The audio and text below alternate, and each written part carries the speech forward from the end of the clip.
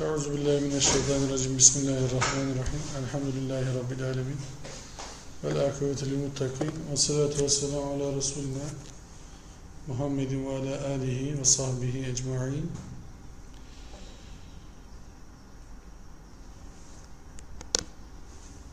Neden Esma-i Hüsna okumalarında Allah'ın esmasıyla ahlaklanmak kısmında kalmıştık en son. Esma'nın eyleme dönüşmesi ve Allah'ın esmasıyla ahlaklanmak. Estağfirullah, sıvgatallah ve men ahsenu sıvga ve nahnu lehu abidun buyuruyor ayette. Şu demek, Allah'ın boyası. Şimdi onu bazen şöyle çeviriyorlar, Allah'ın ahlakıyla ahlaklanmak diye çeviriyorlar. Fakat Allah Rab'tır. Herhangi birinizden bir şey öğrenmeyeceği için onun birinden ahlak öğrenmesi de söz konusu değildir. Ahlak kurallarını ortaya koyan zaten Allah'tır. Onun gibi bakamayacağımız için onun ahlakıyla ahlaklanmak söz konusu olmaz. Sadece onun esmasıyla ahlaklanabiliriz. Esmasıyla ahlaklanmak ne demek? Onun ismiyle, sıfatlarıyla ve fiilleriyle hayata bir bakış yönlendirebiliriz. Ve bu yönlendirmemizden sonra da bize bir duruş gelir. Bununla beraber bir fikir oluşur. Bu fikirle beraber bunlar eyleme dönüşür. Şimdi biz Allah'ın esmasıyla anlamak, ahlaklanmaya çalışmak, Allah gibi olmaya çalışmak demek değildir. Yani çünkü Es-Semi olan, El-Basir olan, El-Alim olan, El-Hakim olan, El-Vedud olan, El-Rahman olan Allah, El-Rahim olan Allah'la bizim aynı cümlenin içine alınmamız bile söz konusu olmaz. Çünkü bizim buradaki bütün sevgileri toplasak, hepimizin bir birim sevgisi olsun, onları da birbiriyle çarpsak, çıkan sayıyı da bir daha birbiriyle çarpsak, Allah'ın sevgisinin yanında tartıya bile gelmez. Bizim affettiklerimizi yan yana yazsak, onları birbiriyle çarpsak, çıkan sayıyı da bir daha birbiriyle çarpsak, Allah'ın affettiğiyle tartıya bile gelmez. İkisini tartıya koymaya kalksak tartı utanır, tartılığı bırakır. Allah'ın affıyla bizim affı tartıya koymaya kalksak tartı utanır, tartılıktan istifa eder. Ben böyle bir şey kabul etmem der yani. Allah'ın yaratması da aynı şekildedir. Bizler bir şeyler yaratmak için uğraşabiliriz. Var olanla var olanı yapmaya çalışabiliriz. Var olanla var olandan farklı bir şey oluşturabiliriz. Fakat bu yine Allah'la kıyas kabul etmez. Çünkü Allah yoktan var eder, vardan var eder, çiftlerden var eder, zıtlardan var eder, zıtlardan zıttı var eder, zıtlardan müsbeti var eder. Allah'ın yaratması, El-Hallak ismi çok daha çeşitlidir. Sadece bize şunu söyler Allah. Esmalarla biz Allah'ı okumaya çalıştığınız zaman imkansızlık diye bir şey yoktur, imansızlık diye bir şey vardır. Eğer Allah'a inanıyorsanız Allah sağınız solunuz kapansa size yukarıya bir yol verir. Önünüz arkanız kapansa size aşağı yol verir. Ama verir. Çünkü ayetleri okuduğu zaman insan El-Fettah ismini görür. El-Hallak ismini görür. El-Müheymin ismini görür. Allah'ın El-Faal ismini görür. Allah sürekli bir iş üzeredir. Külle yevmin huve fî şen. Sürekli bir yaratış halindedir. Allah sürekli yarattığı için sürekli yeni yerler de açar. Yeni kapılar da açar. Allah sürekli yarattığı için sürekli size umut da verir. O yüzden en büyük günahlardan sayılmıştır Allah'tan umut kesmek. Der ki La taknatu min rahmetine. Allah'ın rahmetinden umudunuzu asla kesmeyin. Niye? Allah için hiçbir şey bitmedi. Her şey daha yeni başlıyor. Siz bittim diyene kadar uğraşacaksınız. Bittim diyene kadar uğraşınca Allah yettim diyecek. İnsan ne kadar aşkın bir güce iman ettiğini ve ne kadar aşkın bir güçten yardım istediğini bilse asla umudunu kaybetmez ve asla pes etmez. İnsan Allah'ın esmalarını okuduğu zaman Allah'a şirk koşmaz. Fakat esmalardan haberi yoksa şirk koştuğundan da haberi olmaz.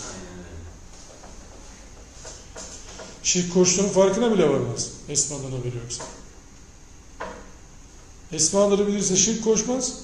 Esmaları bilmezse şirk koştuğunun farkına bile varmaz. Tabii. Mesela ayet çok enteresan. Diyor ki onlar imanlarına şirk karıştırırlar. Allah'ına. Nasıl oluyor ya? İman edecekler hep şirk karıştıracaklar. Ne acayip bir şey. Bu şirk olanlara söylemiyor. Yani müşrik diyeceğimiz insanlara direkt hitap değil.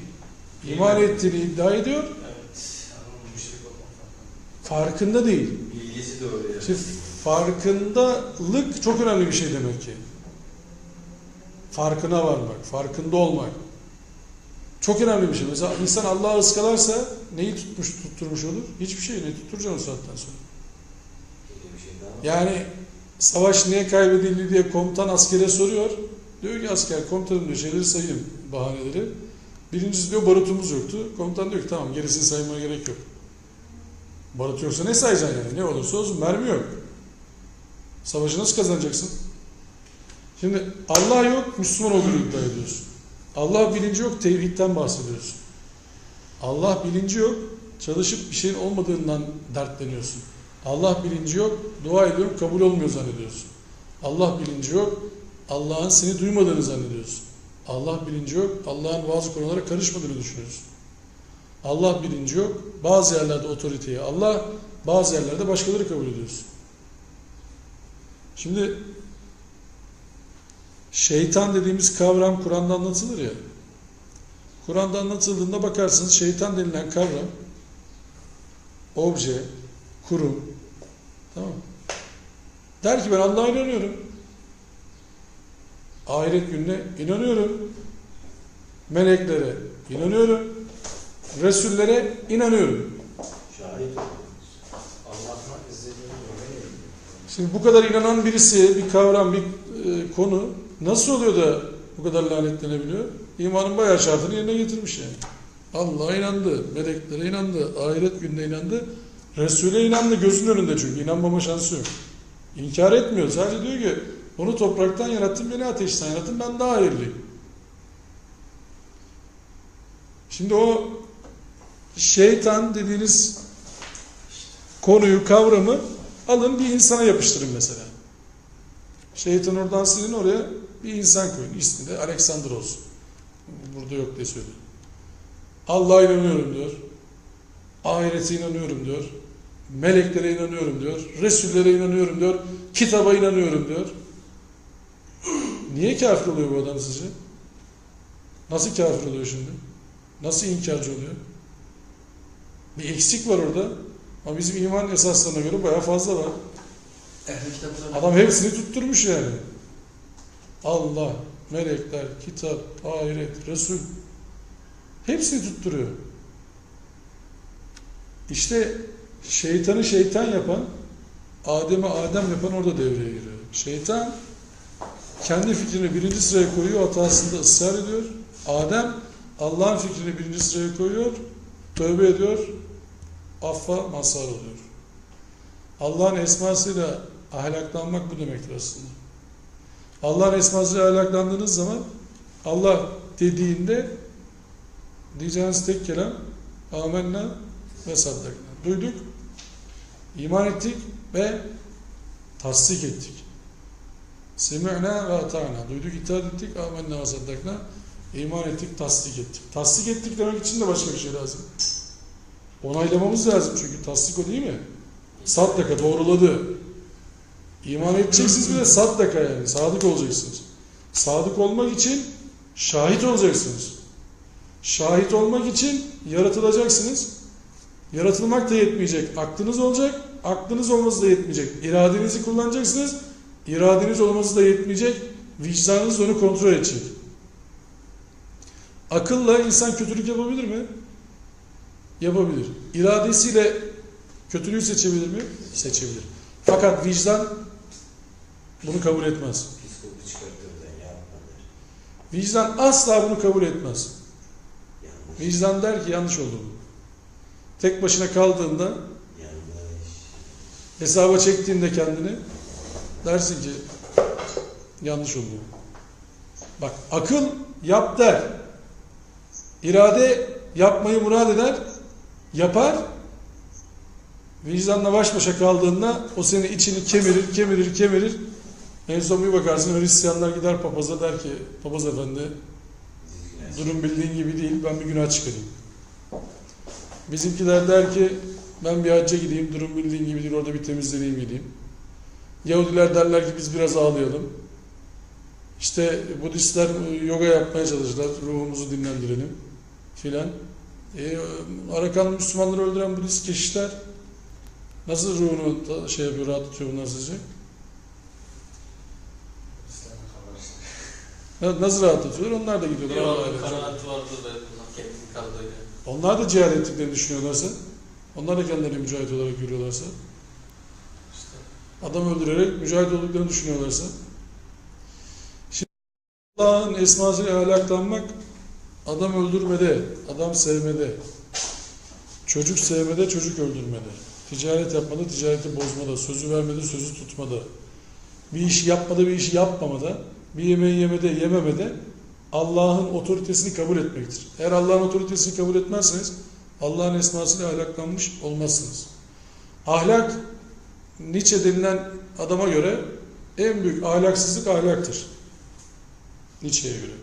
En büyük ahlaksızlık. Çünkü sınırlıyorsunuz. İnsan sınırsız olmalıdır.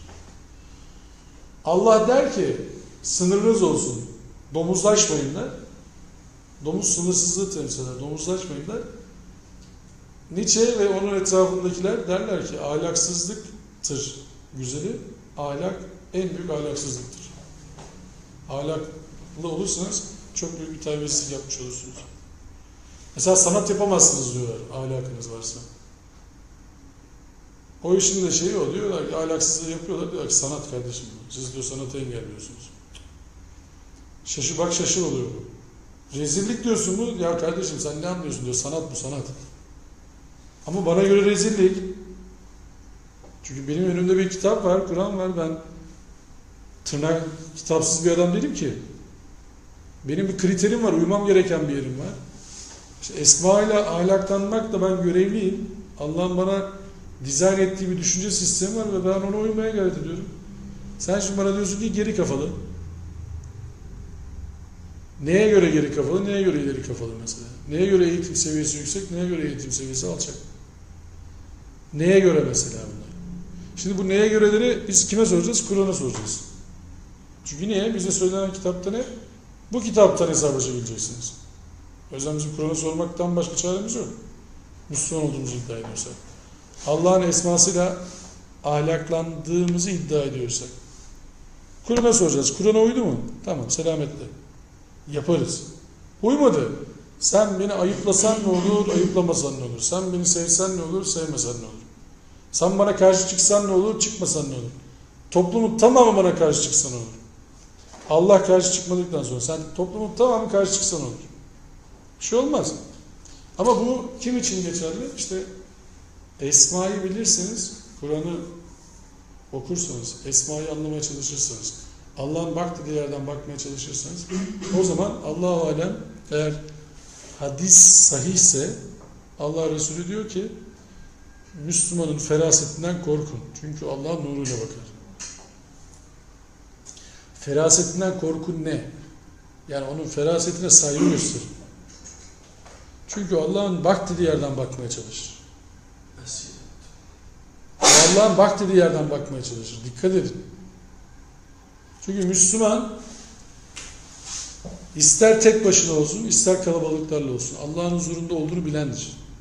El-Basir onu insana anlatır. 2 kişi olsun, üçüncüsünün Allah olduğunu bilir. 3 kişi olsun, dördüncüsünün Allah olduğunu bilir. 5 kişi olsun, altıncısının Allah olduğunu bilir. Daha az, daha çok fark etmez. Orada Allah'ın olduğunu bilir. Onu duyan Es-Semi'yi bilir. El-Alim'i bilir. Bütün bilgiler onda. Hiç kimseye böyle öylesiye hayran olmaz. Çünkü bilginin sahibinin Allah olduğunu bilir.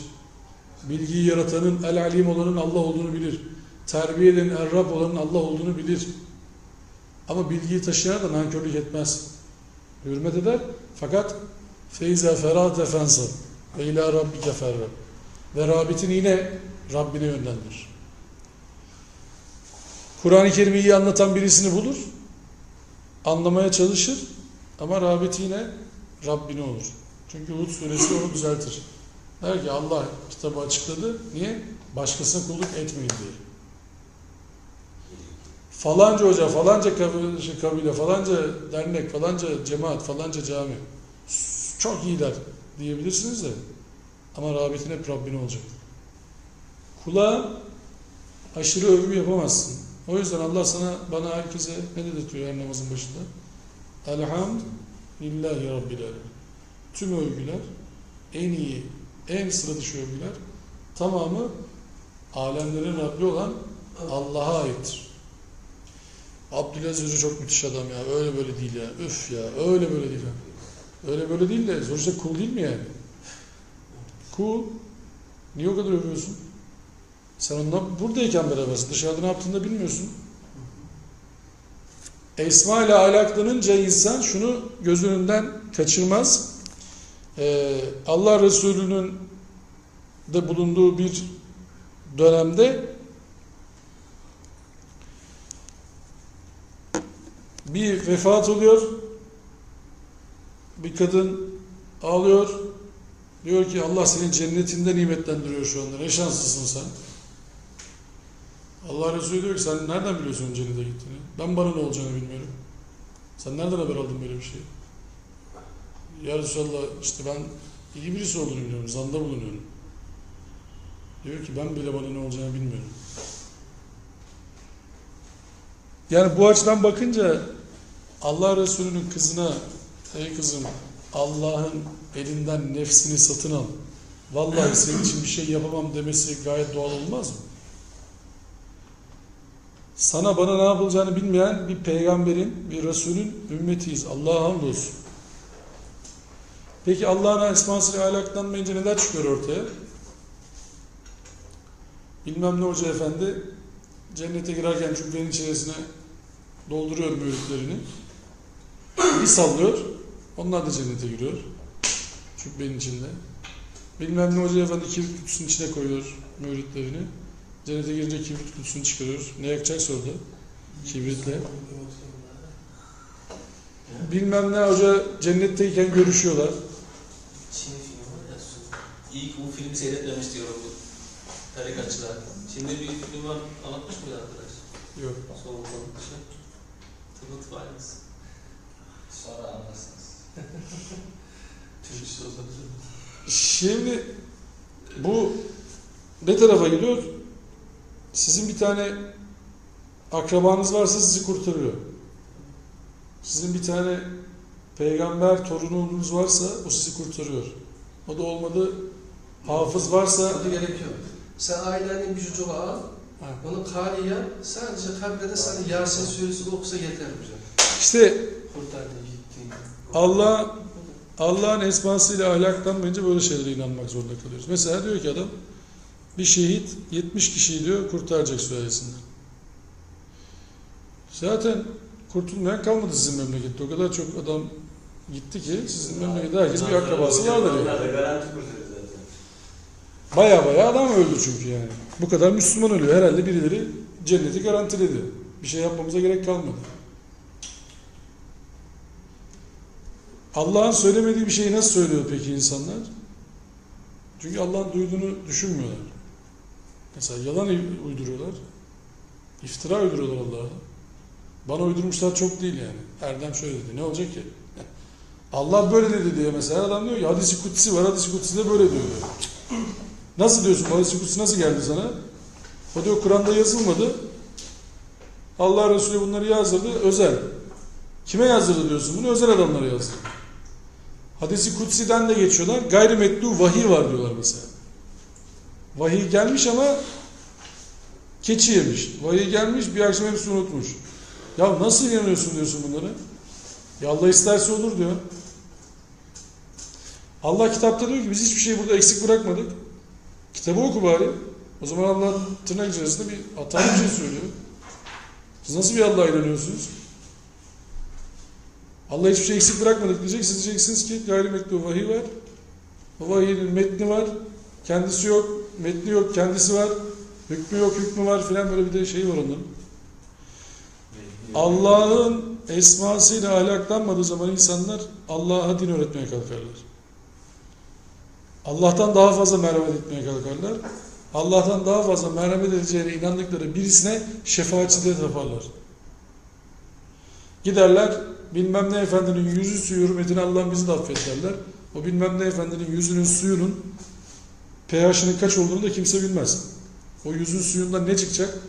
İçilir mi? Bir şey olur mu? Onu da kimse bilmez. Allah'ın Resulü bilmez, bunlar bilir.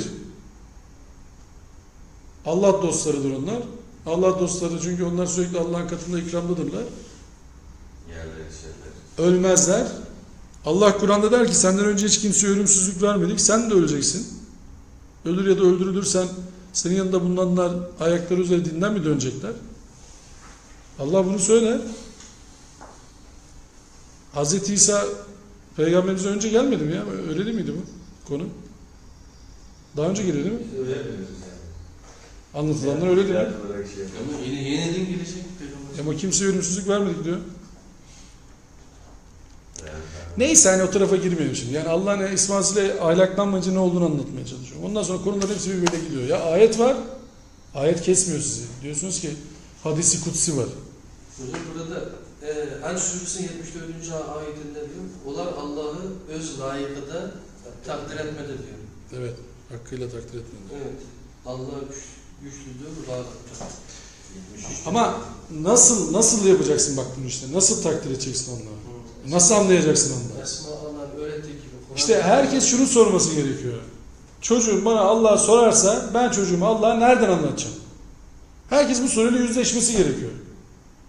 Çocuğum, hanımım bana Allah sorarsa ben Allah'ı nereden anlatacağım onları? Kafamda uydurduğum Allah'ı mı anlatacağım? Birisinin kafasında uydurduğu bana anlattığı Allah'ı mı anlatacağım? Yoksa Kur'an'daki Allah'ı mı anlatacağım? Yani bilgilerimizi Kur'an'a arz edelim. Kafamızdaki Allah bilgisini de Kur'an'a arz edelim. Kur'an'la okuduğumuz zaman kafamızdaki Allah bilgisiyle Kur'an'a baktığımız zaman mahcup olur muyuz olmaz mıyız onu sormak lazım. Yani biz anlayamayız. Peygamber Aleyhisselam en iyi anlamıştır. O anlatıyor. O yüzden hadislere başvurmamız lazım. Kur'an'ı açıklayan işte Hud suresi 1-2. ayet var ya, yani mübin bir kitap bu. Kimseye kulluk etmesin. Yani kimseye kulluk etmesiniz diye açıkladım diyor Allah. Örnekler verdim diyor Allah. Şimdi bu ayet kesmiyorsa ben daha bir şey söyleyemem. Ne söyleyeceğim? Allah kesmiyor. Ben nasıl keseceğim? Yani Allah'ı dinlemeyen adam beni mi dinleyecek zannediyorsun sen? Sen diyorsun ki ayet, o diyor ki bana ayet okuma. Ne okuyayım? Sesim kötü, türkü de okuyamam. Şarkı da okuyamam, sesim de yok. Ne okuyacağım ben sana? Hani şey diyor ya Kur'an'da, kulaklarını da böyle tıkarlar. Parmaklarını kulaklarına tıkarlar. Ya bu ne demek? Yani dinlemiyorum abi seni. Tamam, anlatmana gerek yok. Ya onu yapıyor. Ya dinleme, ne yapayım? Benim yapabileceğim bir şey yok. Dinlememe hakkın var. Ama benim söyleme hakkımı engelleme. Kitap burada. Ben kitabı okuyayım. Sen dinlememe hakkını kullanıyorsun. Benim söyleme hakkımı engelleme. Senin nasıl dinlememe hakkın varsa benim de söyleme hakkım var. Hani anlatırlar ya böyle Yahudiler, Hristiyanlar falan, oradaki müşrikler Allah Resulü ayetleri anlatırken, Kur'an okunurken böyle geliyorlarmış. O binanın etrafında dinliyorlarmış ne anlatıyorlar diye, kulak kabartıyorlarmış öyle. Sonra birbirlerini görüyorlarmış çıkışta. Nereden geliyorsun sen filan diye suçluyorlarmış birbirlerini. Sonra ikisi de oradan geldiği belli oluyor filan. Tamam demiş, ben de dinledim. Sen de dinledim. Nasıl? Yani doğru söylüyor yani. Güzel şeyler anlattı. Tamam ama bunu aramızda kalsın, kimseye söylemeyelim yani. Ne sen beni gördün ne ben seni gördüm. Şimdi insanlar zannediyor musunuz siz Kur'an'la tanışınca, Kur'an'dan dinleyince anlamıyorlar, beğenmiyorlar. Beğeniyorlar. Beğeniyorlar. Beğeniyorlar da anlatamıyorlar. O camialarında gidip söyleseler aforoz edilecekler. Sen de ayağını kaydırdın diyecekler. Sen de gittin diyecekler. Ölüm tehditleri var. Bir tane Ferit Aydın diye bir şey var ya. Sufi. Şeyh de posttan geri gelmiş. Post. En üst makam yani. Kur'an'la tanışınca Bırakıyor. Diyor ki tamam yok ben şeyh değilim. Kendisi. Ölüm tehditleri alıyor. Türkiye'den kaçıyor, Hindistan'a gidiyor. Hindistan'a gidince o tarikatın nereden geldiğini görüyor. Tarikatın bütün prensiplerinin. Orada hepsi. Buraya geliyor bir şekilde bir süre sonra. 2 kişi vazgeçmiyor adamlara. Yani. Şeyhim diye yanına gidiyorlar. Diyor ki ya şeyh falan değilim kardeşim. Olur mu diyorlar ya öyle şey. Ya ne yapayım diyor yani. Benim şeyh olmadığımı anlatmam için ne yapmam lazım diyor size. Değilim diyor ya.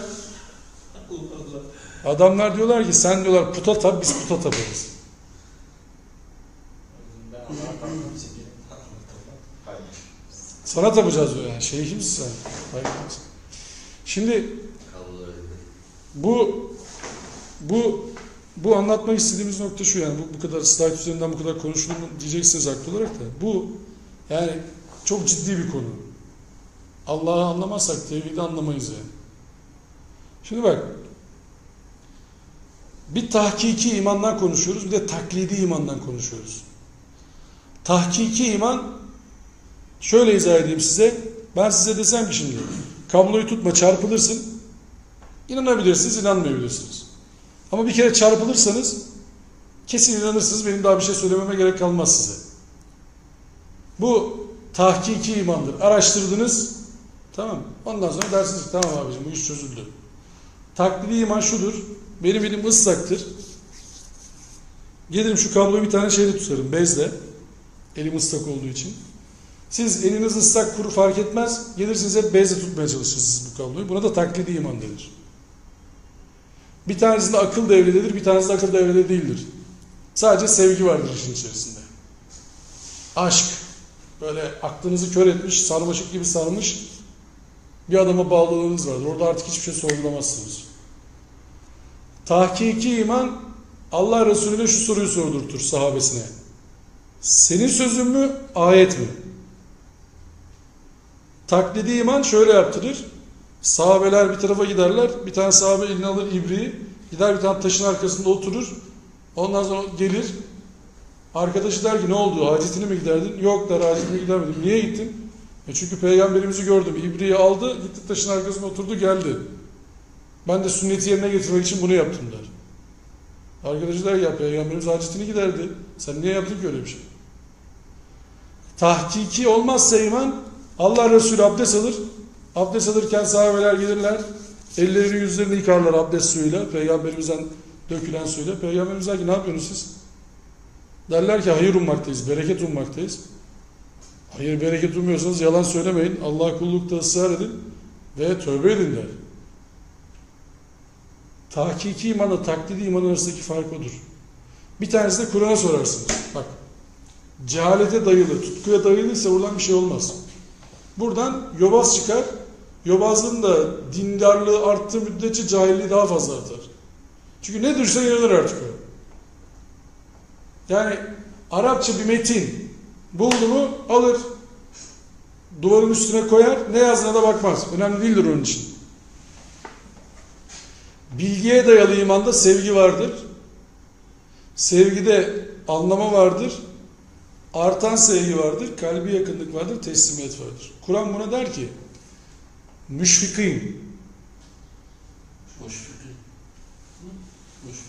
Müşfik. Müşfik ne demek? Allah'ın verdiği nimetlerden dolayı kendine iyi davranan adam demek. Niye iyi davranıyor? Çünkü o nimeti Allah verdi. O nimete yeterince şükredememekten dolayı korkan adama müşfik denir. Ne enteresan bir kelime yani.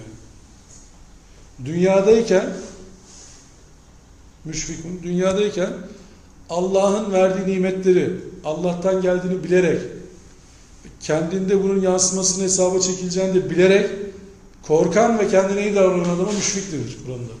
Müşfikun. Bir de müşfikin var. 3 yerde geçiyor Kur'an'da. Müşfikin ahiretle alakalı. Müşfikunun hepsi dünyadakilerle alakalı. Enteresan bir kelime bak müşfik. Dünyada Allah'a dair verilen nimetlerle kendinize iyi davranmaları müşfiktir. Müşfikun. Müşfikin ise ahirettedir. Bir tanesi cehenneme de gidiyor çünkü o yüzden diyorum. 3 tane yerde geçer. 3'ü de ahiretle alakalı geçer. Müşfikin. Müşfikin mi? Tin diye geçer, öbürü müşfikun. Bu artan sevgi muhabbettir. Siz artan sevgiden bir kalbi yakınlık. Kalbi yakınlıkta da ne var biliyor musunuz? O zaman devreye ne giriyor? Haşyet. Haşyet dediğinizde Allah'a karşı sorumluluk bilinciniz var. Allah'a karşı sorumluluk bilincinizden ve Allah'ın da esmasını biliyorsunuz. Allah'ın büyüklüğünden duyulan korku edilir. Haşyet. Bir de havf var Arapça. O bilinçsiz korkudur.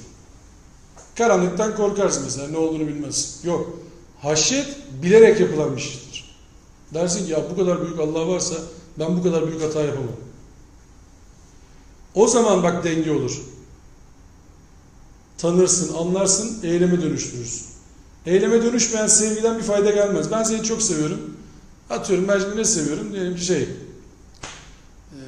ne onun adı? Sütlaç seviyoruz. Var mı sizde sütlaç? Yiyorsunuz değil mi sütlaç? Yok mu? Yiyorsunuz. Çok seviyorum sütlaç. Tamam burada oturuyorum bütün gün. Diyorum ki sütlacı çok seviyorum. Ağzımızı suyu hocam. İşte. 3 ay boyunca ama diyorum ki sütlacı çok seviyorum, tamam mı? 3 ay boyunca buradan da çıkmıyorum. Gelir mi o sütlaç buraya? Yiyebilir miyim ben onu? Daha önce hiç yedin mi diye sorsa birisi bana. Ben diyorum ki sütlacı çok seviyorum. Daha önce hiç yedin mi? Yok. Nasıl ya bu? Seviyorum. Allah'ı çok seviyorum. Allah'ın dediklerini yapıyor musun? Yok ama kalbim çok temiz. Nasıl oluyor bu? Çünkü hocam yani onlar görmedeki şeylere inanıyor diyor ya o yüzden. İnanıyor. Mesela iman salih amel ilişkisini Esma-i Hüsna'dan çözersin. İman ediyorsan salih amele dönmen gerektiğini bilirsin. Esma-i Hüsna'ları okuduğun zaman. Esma-i Hüsna'ları okumadığın zaman iman eder yatarsın. Evet öyleymiş. Sadece iman edilmiş. İman eder yatarsın. Hatta O, uykun kaçtı mı sana derler ki Kur'an oku uykun gelir. o yüzden akideler bile ayrılıyormuş hocam Müslümanlardan. Tabii. Bak Esma-i yani Kur'an'ı okumaya başladığın zaman Kur'an ilk muhatabına der ki ya eyyuhel muzzemmil kumil leyle illa kalila. Bak kalk gecenin bir yarısını ihya et, ondan biraz azalt, biraz çoğalt. Öğretili Kur'an'a tertila böyle sindire sindire aklınla yüreğinle birleştirerek bir okuma yap. Bu okuma çok etkili bir okuma. Çünkü yarın işlerin var gündüz. Sonra işte bu sana ağır gelirse biraz azalt, biraz kısalt filan. Sonra ikinci emir gelir. Kum feenzir. Ya eyyuhel muddessir kum feenzir. Bak 2 tane emir var. İkisinde de kalk diyor. Bizde diyorlar ki uykun gelmediyse Kur'an oku yat. Kur'an uyutmuyordu normalde. Kaldırıyordu ayağı. Nasıl oldu da uyutan bir kitap haline geldi? Saçlarım beyaz zaten kitap. Nasıl oldu? Ya Kur'an okurken bakıyorsun mukabelelere gidiyor musunuz camide bilmiyorum. Kur'an okurken böyle hepsi gitti gidiyor yani. Biraz daha uğraşsan okuyan biraz nefesi kesilse tamam uyuyacak hepsi. Şimdi anlamadığımız zaman sıkıntı var. Teslim de olamıyoruz. Ya bir kurum var, tamam mı? Çalıştığınız kurum, kendi iş yerinizi düşünün. Boş ver yani. Hadi bu sayfayı kapatalım. Neden Esma-i Hüsna'yı bırakalım? Neden tahkik diye soralım yani. Kendi kurumunuz var. Kurumunuzun giderlerini kontrol altına alamamışsınız. Gelirlerini kontrol altına alamamışsınız. O kurum hakim olduğunuzu söyleyebilir misiniz? O kurum ne kadar sizin olabilir ki? Bir fırsatta batacak. Siz de fark edeceksiniz. Batınca mı? Ne kadar kazanıyorsunuz bilmiyorsunuz. Ne kadar kaybediyorsunuz bilmiyorsunuz. Kaç tane personel var bilmiyorsunuz. Bu malzemeler kime satılır bilmiyorsunuz. Bu iş yerine hakim olma şansınız var mı? Yok. Ya Allah nedir bilmiyorsunuz. Allah'a nasıl iman ediyorsunuz? Şimdi sorsa Allah. Desek ya kitaba iman etmenizi istedim. Kitaba iman ettin mi? Ettim.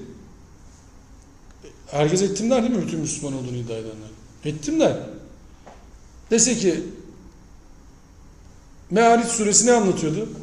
Madem kitaba iman ettin söyle bakalım. Me'ariç suresi ne anlatıyordu? Hangi sure ya Rabbi? Bir daha sorar mısın tekrar lütfen? Me'ariç suresi. Var mıydı öyle bir sure Kur'an'da? O tavır işte. Tamam zor sorduk. Mütaffifinden söyle bakalım. Mütaffifin neydi? Kulum.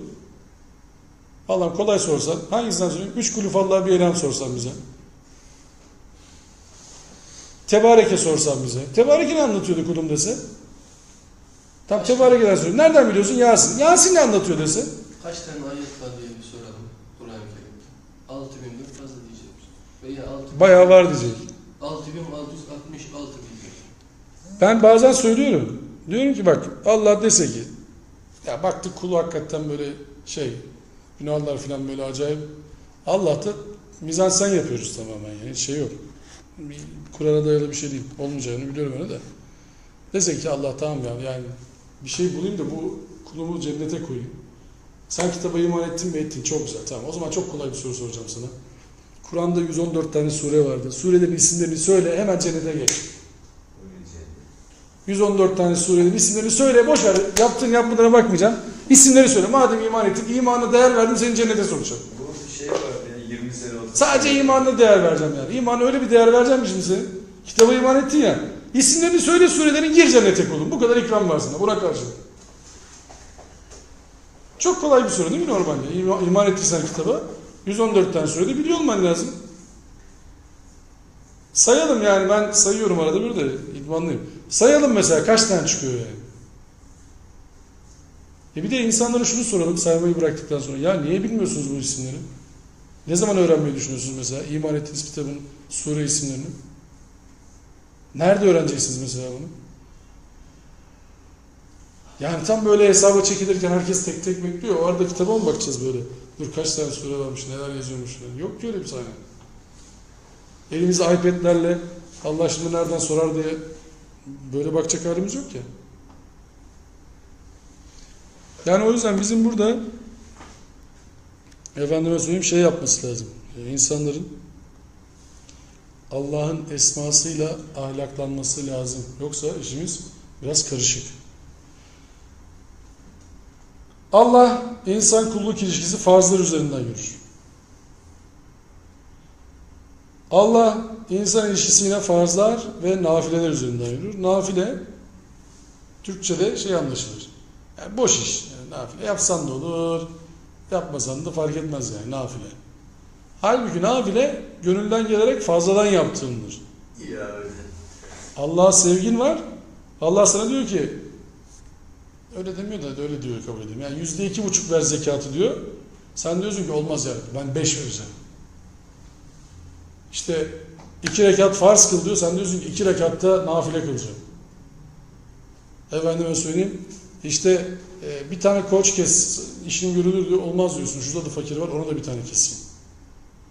İşte 50 lira harçlık ver diyor. Fıtır sadakası işte yemeğinden filan olmaz diyorsun. Yani ben iyi bir yemek yemiştim zamanında. Onun bedelinden vereyim. Fazla vereyim yani. Normalde fıtır sadakası ne diyorlar şu anda? Kaç lira diyorlar? 16 lira. Tamam. 16 lira verirsen Diyanet'e göre yırttın mı bu işte? Yırttın değil mi? Diyanet'e göre. Al. Gel bakalım.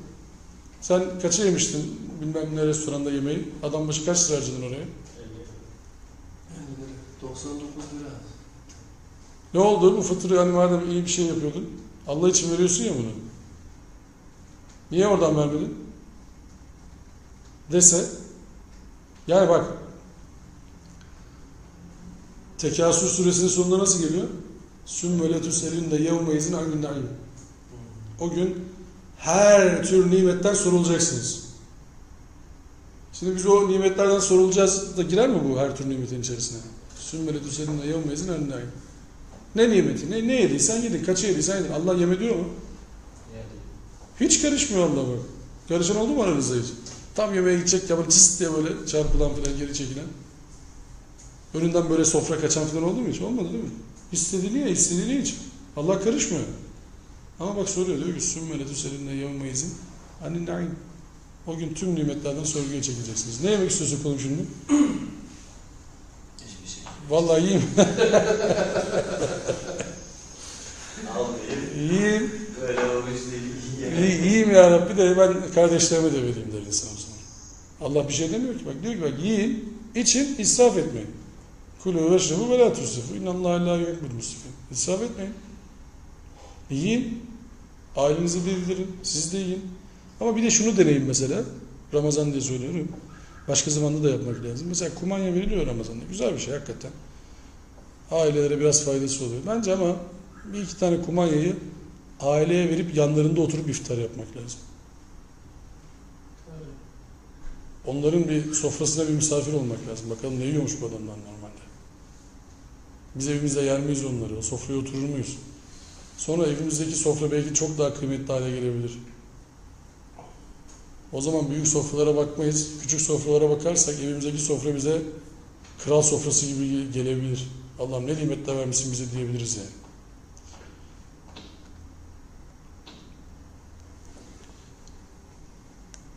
Burada son artık bu neden Esma-i Hüsna kısmında. Burayı bağlamadan önce bir konu vardı. Onu bağlayayım da orada kalalım. Bugün. O şeylerde enteresan işler bulursunuz. İftarlarda öyle bir iftara denk gelirseniz. Gidersiniz adamın evine. Adam size tüm elindekileri çıkartmaya çalışır. Yaptığı, yapamadığı, yapacağı hepsini çıkartmaya çalışır. Emin olun o insanlar siz geldiğinizde hepsini çıkartmıştır. Bakın sadece çorba ve salata vardır ama her şeyi çıkartmıştır adam size. O zaman eve döndüğünüzde bütün yemekleri bir anda beğenir hale gelebilirsiniz. Hanımınıza tafra yapmayabilirsiniz. Ya niye çeşit yok, niye o yok, niye bu yok. Her şey daha güzel gözükebilir gözümüze.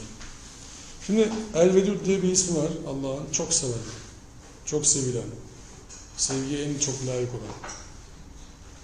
Eğer Allah vahiy ile bizim kalbimizi inşa ederse bu hangi isminin direkt alakalıdır? Rahman ismine direkt alakalıdır. Rahmetinden bize akıl verdi, idrak verdi, vicdan verdi, bize öğrenecek bilgi verdi. Er-Rahman allemel Kur'an, halakal insan allemehul beyan. Yani Allah bizi yarattı, Kur'an'ı öğretti. Ondan sonrasında bize beyanı öğretti. Yani tarif edebilme, açıklama yapabilme kabiliyeti verdi.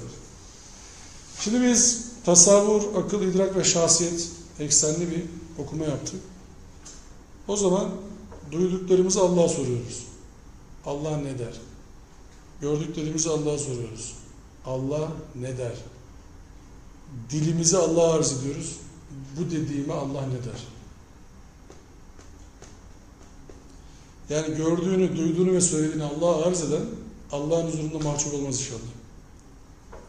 Ama bunu burada yapmamız lazım. Her gördüğümüzü Allah'a arz edeceksek sonunda burada başlayalım. Her işittiğimizi Allah'a arz edeceksek burada başlayalım. Her söylediğimizi Allah'a arz edilecekse burada başlayalım. Yani neden Esma-i Hüsna derseniz ben şunun için derim. Allah ne der diye bakmak, görmek ve söylemek için Esma-i Hüsna gerekir. Çünkü Esma-i Hüsna'yı anlarsak biz anladığımız zaman boş konuşmayız, boş bakmayız, boş işitmeyiz.